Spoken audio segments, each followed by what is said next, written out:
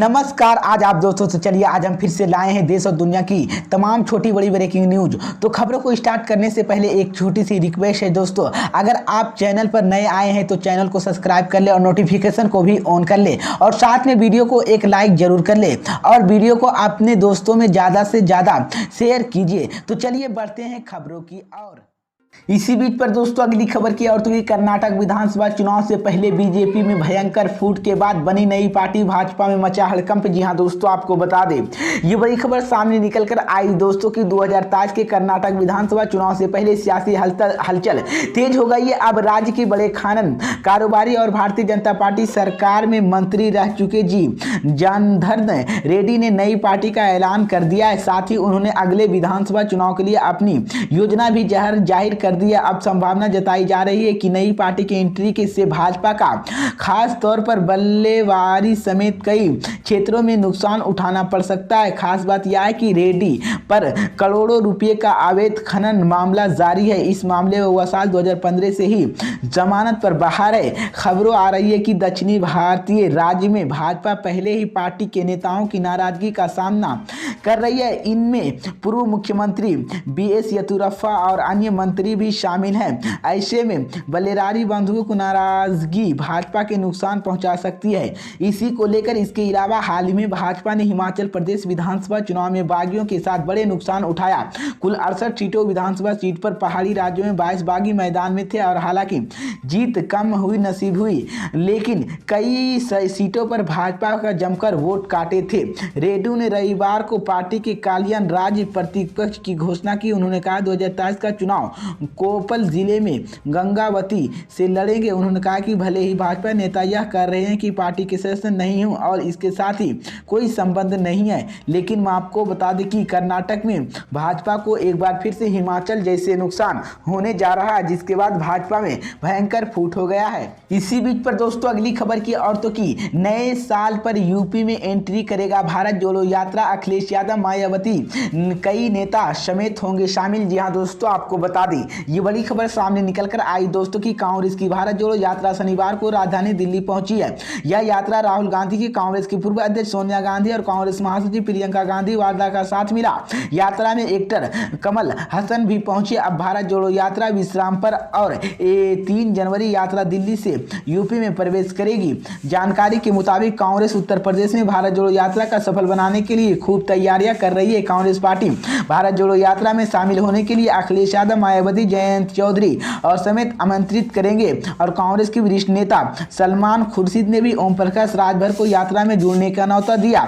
भारत जोड़ो यात्रा में अब तक पूजा पाठ की रिया, सुशांत सिंह, शवर भास्कर, ऋषिया देसाई समेत कई नेता शामिल होने जा रहे हैं। लेकिन मैं आपको बता दें कि गौरतलब की कन्याकुमारी से 7 सितंबर से शुरू हुई यात्रा अब तक 9 राज्यों में तमिलनाडु, केरल, कर्नाटक, तेलंगाना, आंध्र प्रदेश, महाराष्ट्र, मध्य प्रदेश, राजस्थान, हरियाणा से गुजर चुकी है।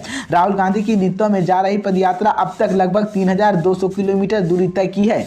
इसी बीच पर दोस्तों अगली खबर की और तो कि 1 जनवरी से व्यापारी करेगा बड़ा आंदोलन। GST और ई-कॉमर्स को लेकर कई बड़ी मांग। यहाँ दोस्तों आपको बता दें ये बड़ी खबर सामने निकलकर आई दोस्तों कि 1 जनवरी 2023 यानी कि नए साल से पहले दिन से देश भर में व्यापारी ने आंदोलन का फैसला किया है और इसी को लेकर foundation of all industries banner तले व्यापारियों के कॉमर्स और GST को लेकर आंदोलन करेंगे।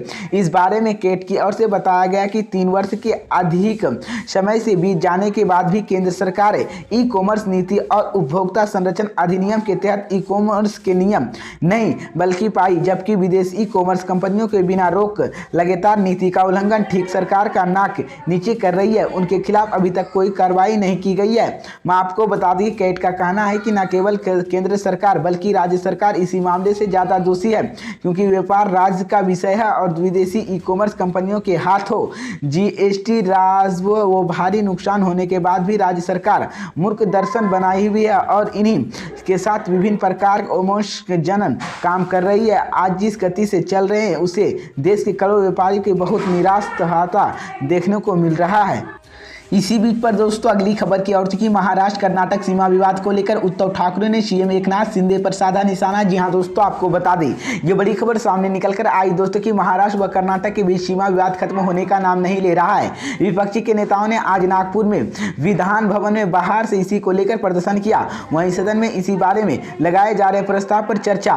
विपक्ष नेता व पूर्व सीएम उद्धव ठाकरे ने कड़ा रुख अपनाया। ठाकरे ने एकनाथ शिंदे पर आरोप लगाया कि वो सीमा विवाद के महीने, जबकि कर्नाटक व सीएम मुखर है। इसी को लेकर मैं आपको बता दें, विपक्षी के नेता ठाकरे ने सीमा विवाद को लेकर सुप्रीम कोर्ट के फैसला होने के तक कर्नाटक में बेलगावी कारवार के नेपाली केंद्र शासित प्रदेश घोषित किया जाए। विधानसभा में पारित होने वाले प्रस्ताव में इस मांग को शामिल किया जाए। इससे जवाब में डिप्टी सीएम देवेंद्र फडणवीस ने कहा कि महाराष्ट्र की एक इंच जमीन के लिए लड़ेंगे, महाराष्ट्र चुप नहीं बैठेगा। महाराष्ट्र विपक्षी दलों के नेताओं के सीएम एकनाथ शिंदे राज्य सरकार और कर्नाटक सरकार के खिलाफ जमकर नारेबाजी की। विपक्षी नेताओं हाथ से हाथ तस्कियों के लिए हुए। इसमें से महाराष्ट्र सरकार से मांग की गई है कि या तो वही सीमा विवाद सुलझाए या कुर्सी खाली करे।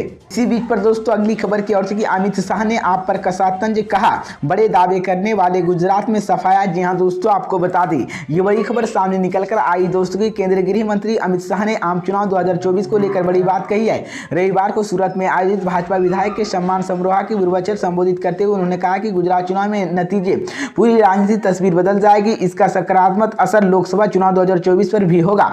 अमित शाह ने कहा कि गुजरात चुनाव 2022 में भाजपा ने ऐतिहासिक जीत हासिल की और इसमें से पार्टी ने अपने राज्य अपना रिकॉर्ड तोड़ते हुए असंख्य सीटों जीत की और जीत के बाद उदाहरण दिया कि गुजरात भाजपा का बहुमत गढ़ है। भाजपा विधायक का सामना समारोह सूरत शहर व सूरत जिला भाजपा ने आयोजित किया। इसी को लेकर शाह ने कहा कि इस चुनाव में कोई नई पार्टी आई, अलग अलग दावे पर गारंटी, लेकिन नतीजे आने पर ही इन सभी पार्टियों की कुचल दिया गया। नतीजे में दिखाया कि गुजरात में लोग प्रधानमंत्री नरेंद्र मोदी और बीजेपी का स्वागत करने के लिए तैयार थे।